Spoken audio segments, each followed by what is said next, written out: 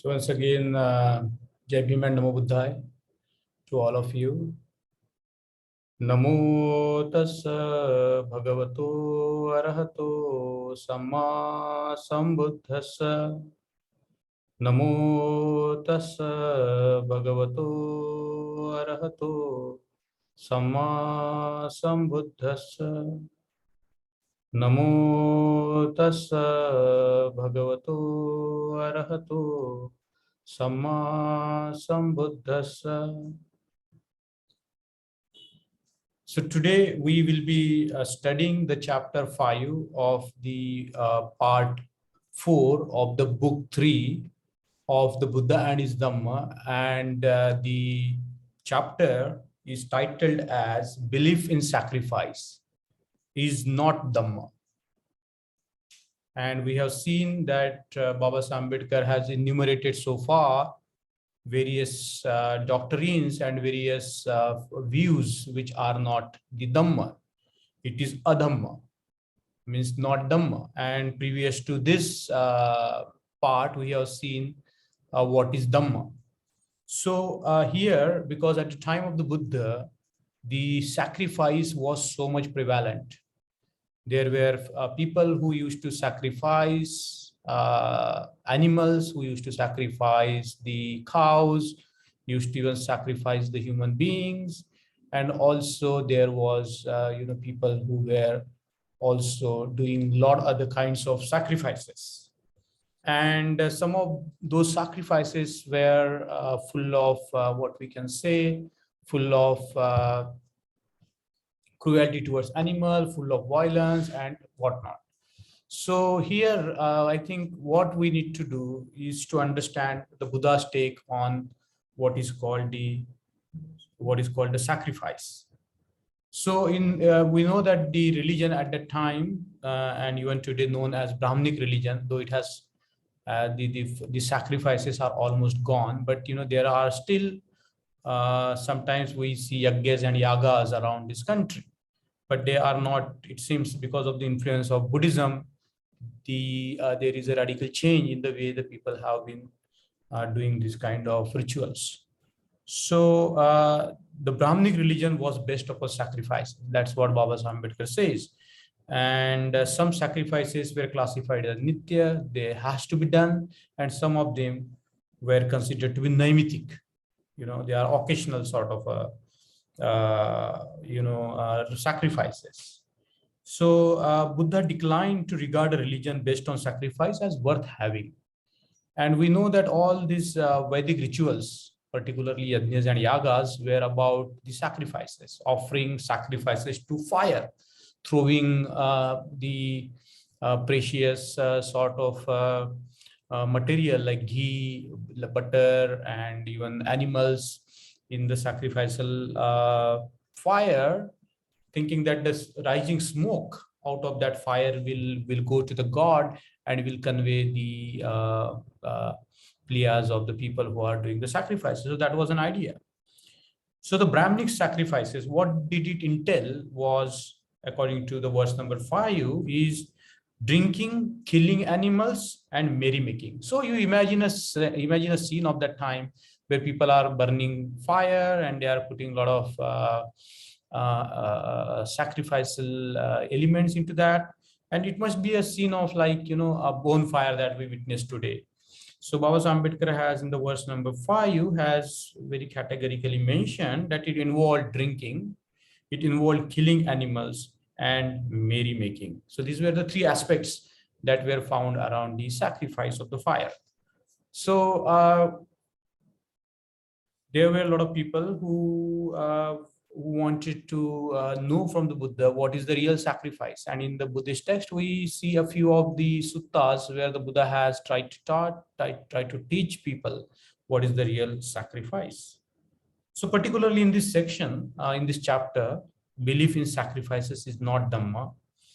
That means, it has even consequences even today that, people believe that if they sacrifice something, a goat or any animal or a chicken, we see that around, country even today, that people resort to a lot of sacrifices, particularly on the altars of the vicious goddesses. And we see everywhere that the people, even today, they do the sacrifices. But according to the Buddha, the sacrifices yield nothing. It's not Dhamma.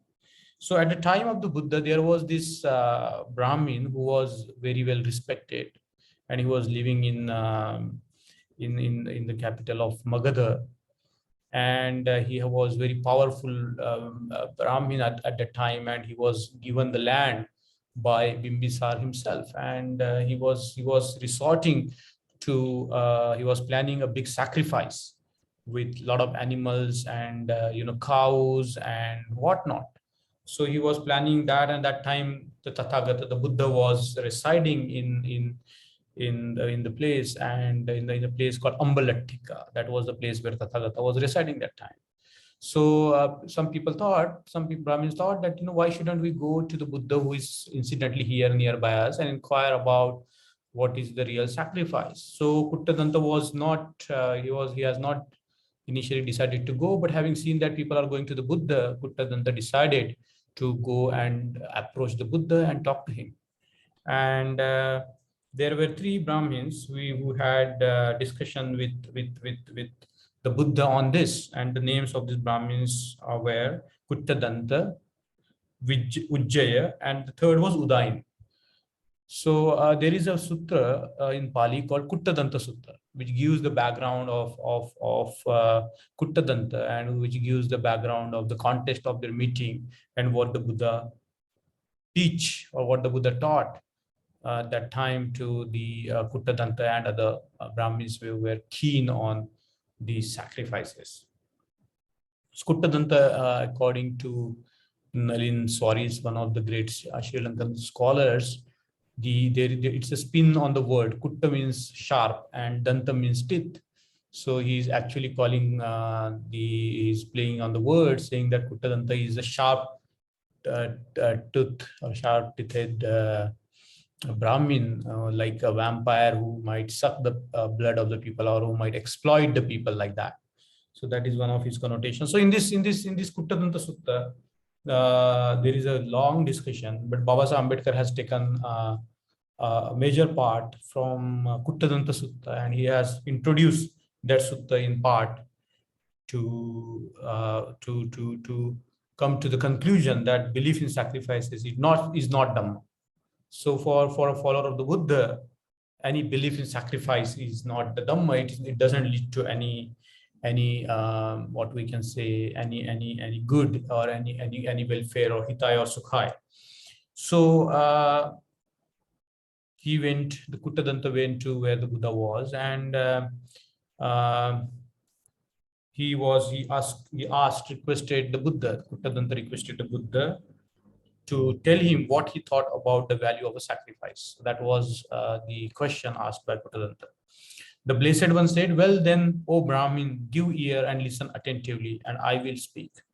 Now this innocent-looking words like give ear and listen attentively, and I will speak. This is very important, because this is sort of an attitude that we all need to have while listening or studying the Buddha Dhamma. Give our ear means we need to give our ear. We need to listen attentively. Yoniso manasikaro. The word is yoniso manasikaro. That we should bring about that fundamental awareness towards learning the Buddha's Dhamma.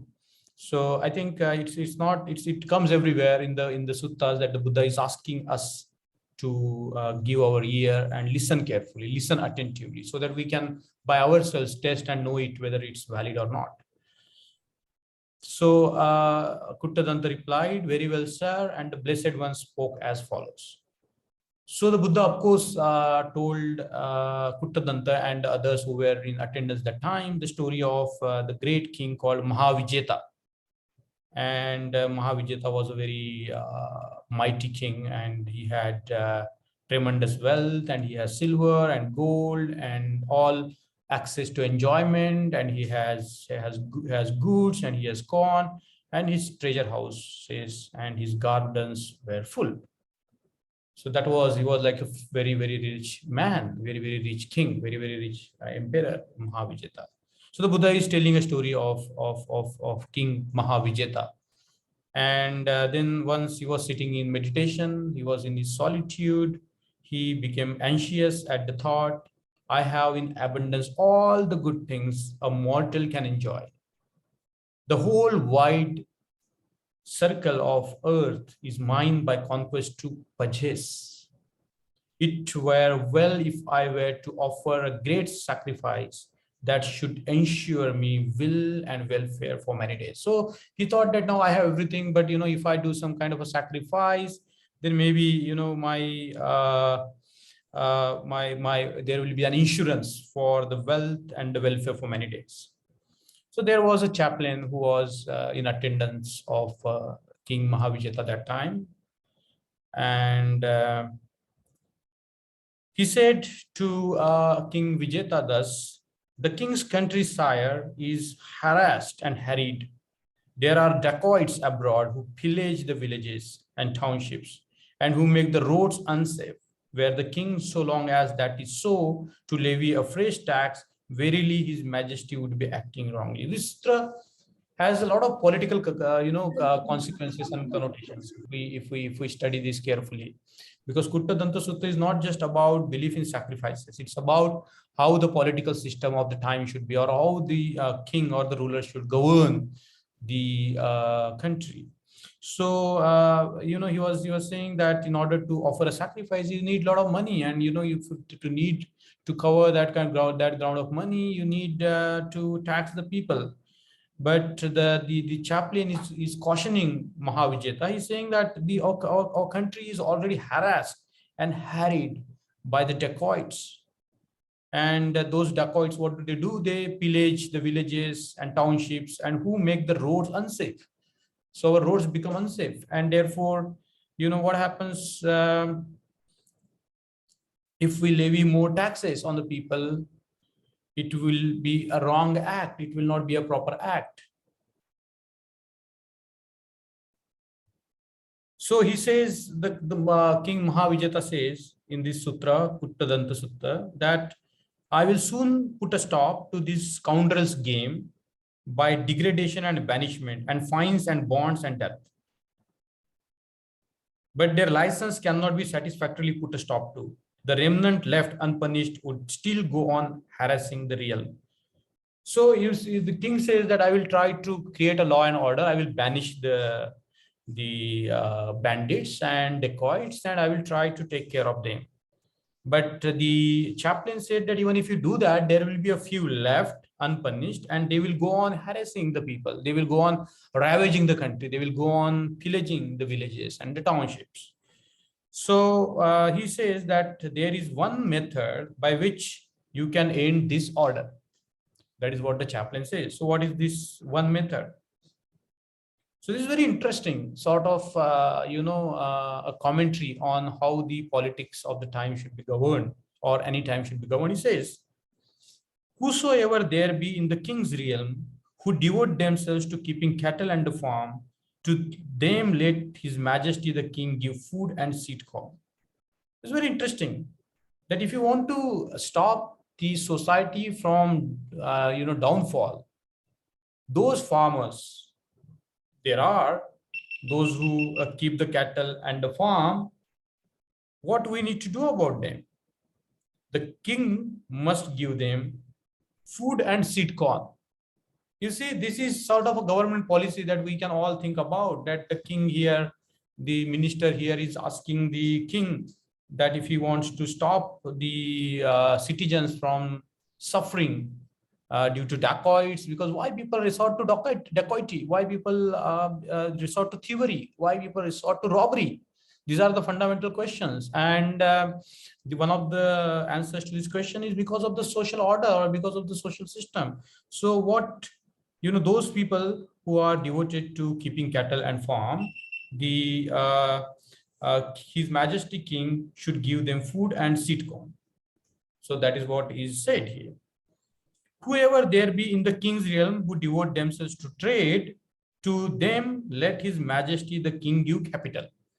So those who are involved in the businesses, or those who are involved in the trading, because that time there was not much manufacturing, a lot of things, the market was all about trading that time. So here the chaplain is suggesting to the king Mahavijeta that whosoever there be in the king's realm who devote themselves to trade, to them let his majesty the king give capital. Okay, those who want to do the businesses, let the king have them access to capital. Whoever there be in the king's realm who devote themselves to government service, to them let his majesty the king give wages and food. So for the government servant, the chaplain is suggesting that they should be given sufficient food and wages. Then those men following each his own business will no longer harass the realm. The king's revenue will go up and the country will be quiet and at peace, and the populace, pleased one with another and happy, dancing their children in their arms, will dwell with open doors without fear.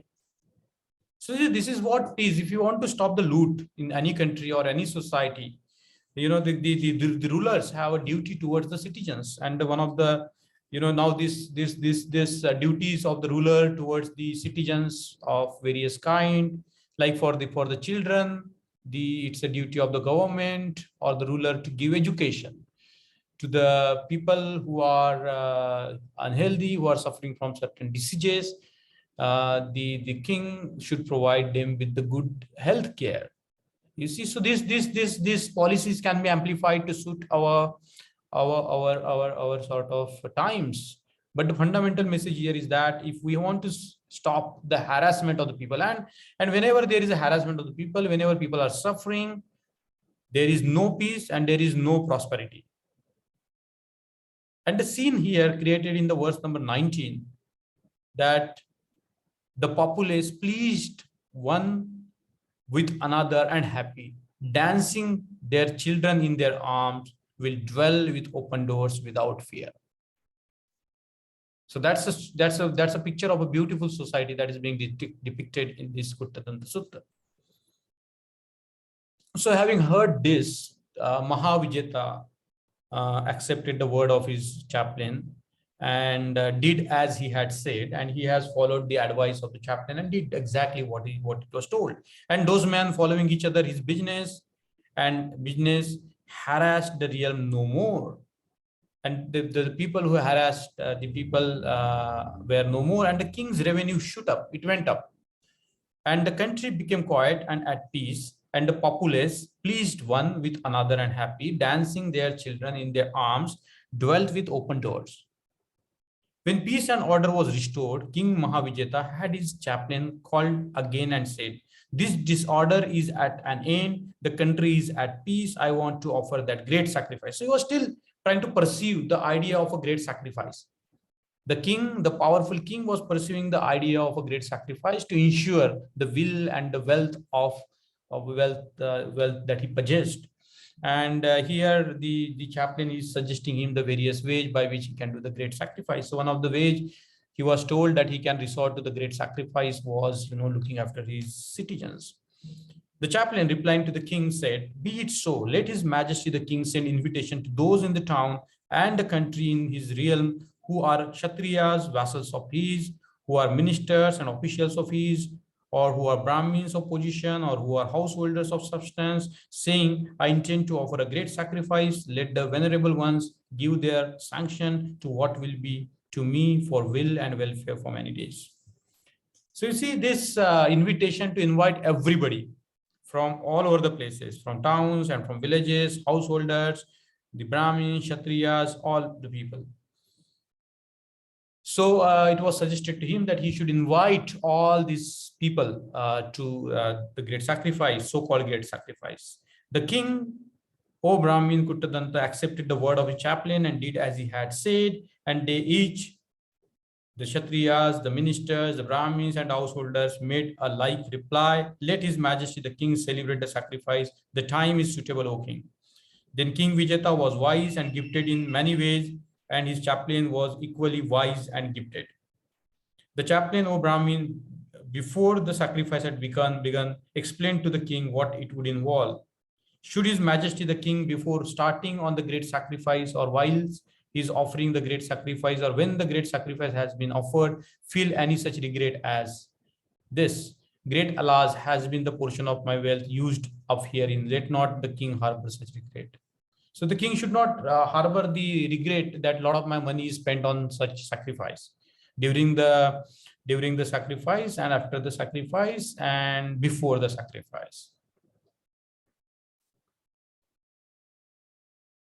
So now there will come to your sacrifice, sire, men who destroy the life of living things, men who refrain therefrom, men who take what has not been given, the men who refrain therefrom, men who act evilly in respect of lusts, and men who refrain therefrom, men who speak lies, and men who do not, men who slander, and men who do not, men who speak rudely, and men who do not, men who chatter vain things, and men who refrain therefrom. So in a words, that in all this assembly that has been invited by Mahavijeta, the chaplain Brahmin is telling him that in that assembly, there will be people who would be practicing the Dasa Sila, and those people who won't be practicing not the Dasa Sila or the Silas. Of each of these, let them who do evil alone with their evil. For them who do well, let your majesty offer. For them, sire, arrange the rights. Them let the king gratify in them. Shall your heart within find peace. So he's saying that, in other words, he's saying that the sacrifice of the animals, the cattle, the goats, the fowls, the pigs, or any kind of creature, living creature is not the sacrifice. The cutting of the trees, the darba grass, and the slaves and messengers working day and night, and everybody is devoted to that with ghee and oil and butter and milk and honey and sugar only was the sacrifice completion. Let your sacrifice be such that of King Vijeta, if you at all wish to perform any sacrifice, sacrifices are best. So in a way, the chaplain is suggesting to Mahavijeta that any sacrifice which involves bloodshed, any sacrifice which involves sacrificing the precious items is not the sacrifice, but is waste. Animal sacrifices are cruelties. Sacrifices cannot be part of religion. It is a worst form of religion, which says you can go to heaven by killing an animal. So this was what the Buddha said, the Buddha told in the story form of the Mahavijeta. So, basically what the chaplain is suggesting that, all the people involved in the kingdom should be the part of anything great that is taking place. So I think in a way, the chaplain is pointing out to the inclusiveness of all the sections of the society. Okay, and irrespective of their stations in life, and the sacrifice is not about killing animals. So the real sacrifice, now that we will come to in verse number 30, I was inclined to ask, is there, O Gautama, and any other sacrifice with more fruit and more advantage than killing animals? Yes, O Brahmin, there is.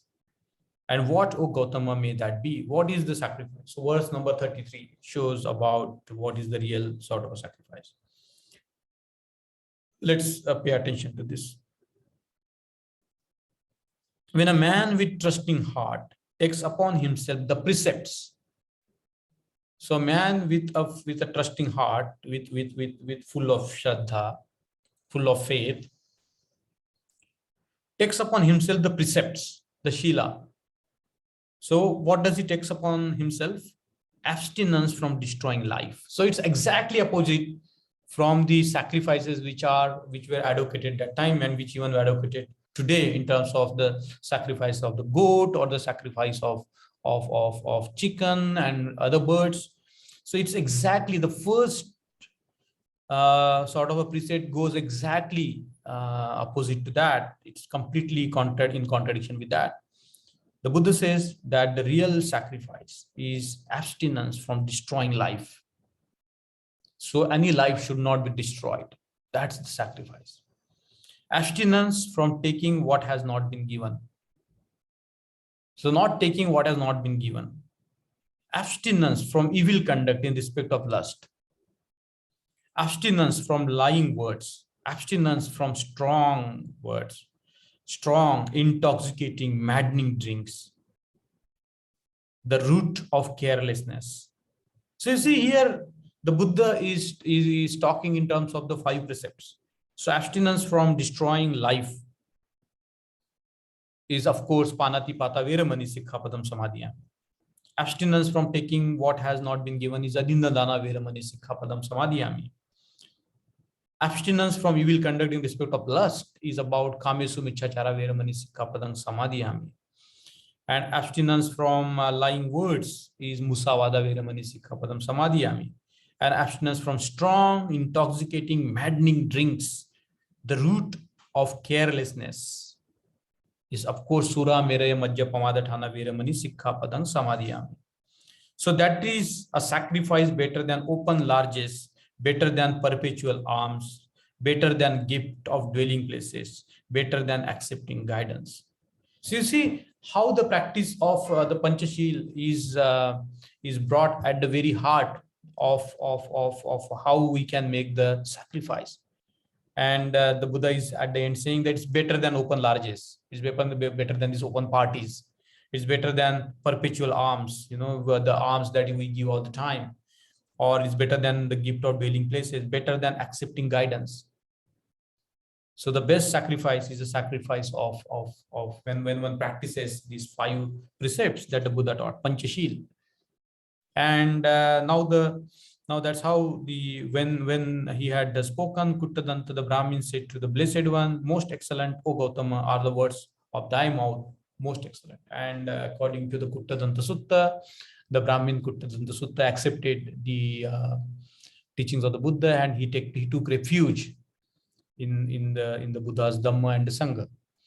And the next day, according to the Sutta, he invited the Buddha to his home and he fed the Sangha with dana. So, and again, the Buddha gave, taught Kuttadanta and others present there gradually in terms of what is the importance of dana, what is the importance of sila, what is the importance of understanding the 4 noble truths, and so on and so. So Buddha taught him the Dhamma.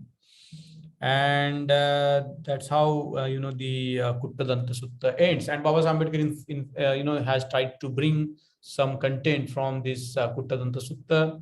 The Kuttadanta Sutta is a large one, and I encourage each of you, if you have time, to read Kuttadanta Sutta. It's available on internet and elsewhere. So the second part of this is this. Now the Brahmin Ujjaya. So also the Buddha taught Ujjaya.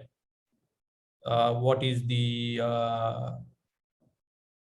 sacrifice? Pray, does the worthy Gautama praise sacrifice? Do the Gautama praise sacrifice? That was a question of Ujjaya. So, and the Tathagatas or the Buddha's response was this: no, Brahmin, I do not praise every sacrifice. He says, I do not praise every sacrifice. Yes, I would not withhold praise from every sacrifice. In whatever sacrifice, Brahmin, cows are slaughtered, goats and sheep are slaughtered, poultry and pigs are slaughtered, and diverse living creatures come to destruction. Such sacrifice, Brahmin, which involves butchery, I do not praise. Why so? To such a sacrifice, Brahmin, involving butchery, neither the worthy ones nor those who have entered on the worthy way draw near.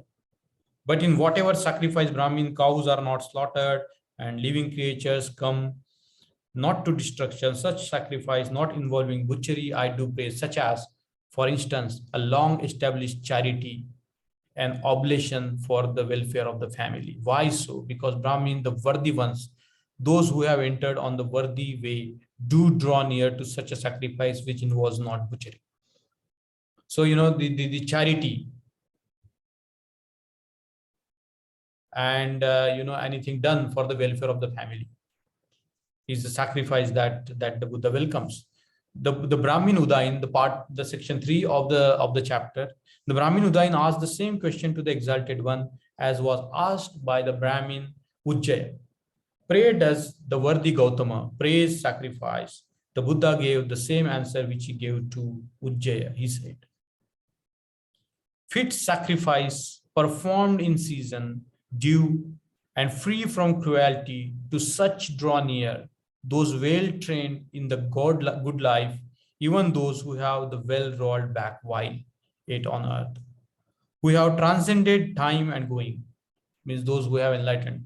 Such do the enlightened praise those skilled in merit, whether in sacrifice or act of faith, oblation fitly made with heart devote to that good field of merit, those who live the good life, sacrificed, confirmed, so given lavish the offering, devas therewith are pleased, thus offering the thoughtful, thereby becoming wise, wins the blissful word from suffering free. So, as we have seen that the Buddha had, condemned the butchery in the name of sacrifice, but he said that when people practice the 5 precepts, they make the real sacrifice.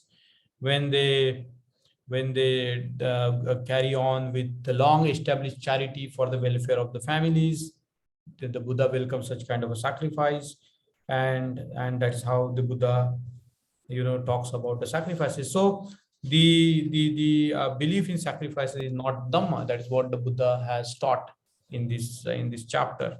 And we all know that we all have seen this, that people try to sacrifice something to remove their sins, and that's even prevalent today in this country.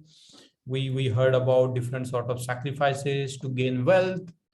We hear about the other all different forms of sacrifices even today, and that is what not is the Dhamma. And I think with this words we can I conclude here the reading of the chapter 5, titled as Belief in Sacrifices is Not Dhamma, and we open up for the discussion.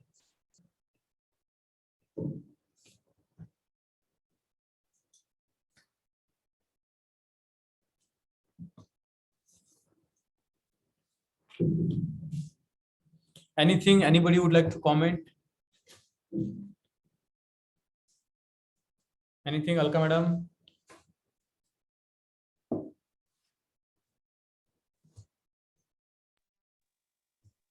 Here in this chapter, Buddha is mainly stressed upon to follow Panchashila and not to do any sacrifices which cause bloodshed. He strongly condemns those sacrifices, and he mainly advises to follow Panchashila. That is true. But what do you all think about the part about how the ruler has to carry on with the governance in terms of giving seeds and food to the people who are farmers, capital to the traders, and to the government officials sufficient amount of salary and the wages so that they can look after themselves, right?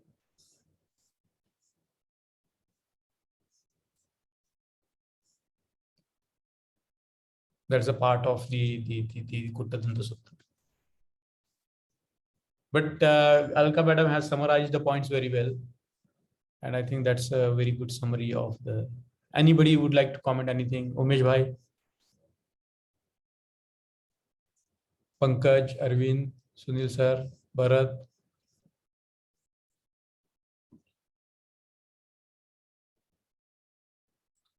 Sir, I joined very late, so I could not hear actually. No problem. No problem. Okay. Yeah.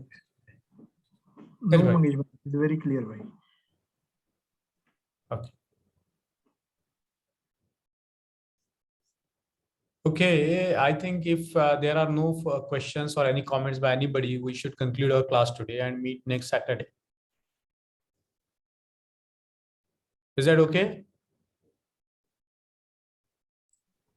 Yes, yes, Manish. Yes. Okay. So then see you next Saturday. Here, it is suggested that how owner should treat his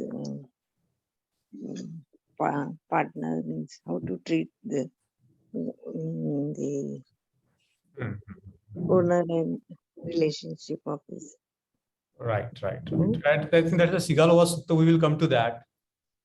And it's also one of the beautiful suttas. But the Kuttadanta Sutta has a lot of messages in terms of how the policies should benefit the people, so that there will not be any conflict in the society. And when there is no conflict in the society, there is a peace, there is a prosperity, and the people dance, taking their children in their arms, and the doors are open because there is no fear. So I think it's a beautiful image of a society that can be created by following these beautiful teachings. Yeah, rulers have responsibility to Yes. citizens. Yes. So thank you so much, everybody, and see you next class.